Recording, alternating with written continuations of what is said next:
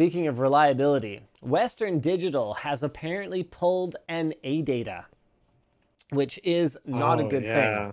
We did a video recently Oh, outlining how ADATA has, over the years, played basically a component roulette with the components that might end up in your, what was it, the SX 8100 or 8200? I can't remember rings the exactly the bell. Not model. sure. Yeah, the model of SSD. But we had our community submit, and we actually paid them for them. We bought them for, I think it was like twice the market rate to make it worth people's time to reformat their machine. But we bought these ADATA SSDs from our community, and we compared them, we benchmarked them. We used a tool that allowed us to see exactly what components made them up, and we got 5 different drives that had almost nothing in common with each other. And when you consider that an SSD is just a controller, a DRAM cache, assuming you get a decent one, and NAND flash, if you change even one, let alone 2, or all 3 of those components, you are completely changing it to a different product. So Western Digital has performed a nearly silent NAND swap on the WD Blue SN550, much like the recent incidents with ADATA and Crucial. This new NAND on the SN550 has significantly slower write speeds once the cache becomes exhausted.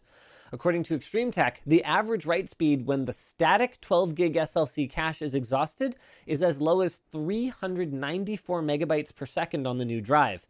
Previous iterations of the drive would average around 610 after exhausting the cache. That is a huge difference. And the problem, actually, I see a couple of problems here. One of them is that this is on a drive that advertises write speeds of up to 2,400 megabytes per second. And the other is that the average user would have no way of knowing that a change like this has been made until all of a sudden they go to do something demanding with their drive and it's just slow and they don't understand why. With a 12 gigabyte SLC cache, so if you guys aren't familiar, an SLC cache basically takes a component of your MLC or TLC or QLC NAND, so that's how many bits per cell are being stored, and it operates it in SLC or single bit per cell mode.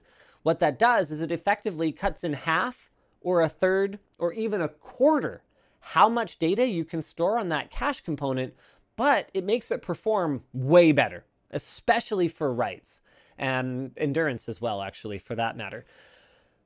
All right, so that SLC cache, super fast, and it's great for, you know, if you're installing Photoshop or something like that. That's going to happen real fast as your CPU can keep up with decompressing the files and feeding the SSD with data to write. The problem is that as soon as you go to do something heavy, 12 gigs is actually not that much in the context of, let's say, for example, installing a Vidya game. Like, Luke, off the top of your head, okay, can you think of any games that are larger than 12 gigabytes? Hit me with one. I can think of a game that's over 10 times bigger than that. Call of Duty. Call of Duty's notoriously massive. The last few Call of Duty games have been like well over 100 gigs each. The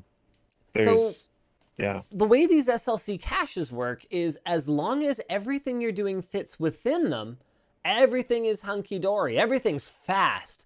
But once you have the, and then once the drive is idle, it'll flush that cache slowly over time, right?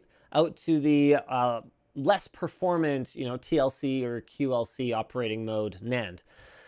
All right, so if you were to go and install a massive game, for example, it is very conceivable that after a short period of time, your performance would absolutely tank. And now we're talking as low as about 2/3 of the performance that you would have had before the NAND swap.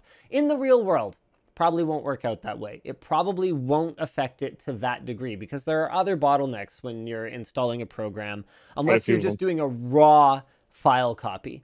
But it's not a good look.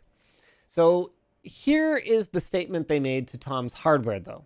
In June 2021, we replaced the NAND in the WD Blue SN550 NVMe SSD and updated the firmware. At the time, we updated the product data sheet. For greater transparency going forward, if we make a change to an existing internal SSD, we commit to introducing a new model number whenever any related published specifications are impacted. We value our customers and are committed to providing the best possible solutions for their data storage needs. The issue is that this isn't the first time that WD has ever had egg on their face for improperly labeling a drive. I mean, do you guys remember that whole shingled magnetic recording scandal? It rings a bell, yeah. Didn't WD issue a previous statement? WD statement, shingled drives. Let's see if I can find it. WD admits 2 to 6 terabyte WD Red NAS drives use shingled magnetic recording, which is really bad for NAS operation. Let's see if we can find their statement. Blah, blah, blah, blah, blah, blah. SMR issue, blah, blah. WD comment. Here we go. Okay, blah, blah, blah. Workloads tend to be not found. Okay.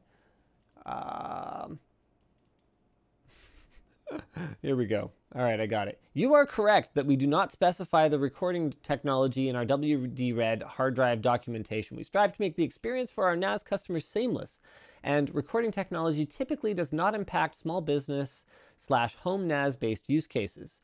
Okay, in fairness, they did not commit, at least in this statement, to more accurately label their products.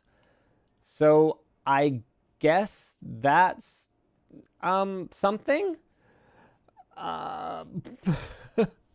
So this is at least they didn't break their promise, since they didn't make a promise. They didn't make a promise last time. Yeah, the issue, though, is that if they truly value their customers, it shouldn't have taken backlash from news outlets to make a statement on this, and this should never have happened in the first place. I mean, barely anybody reads data sheets, because marketing material is what you're supposed to be able to rely on it. And I know people like us will say, don't buy the marketing, don't read into the marketing. But also, when the marketing is just a specification, you're not supposed to have to go find the separate list of specifications. That's not fair. And I don't want to be that guy, but it's a fairly boring product. Yeah.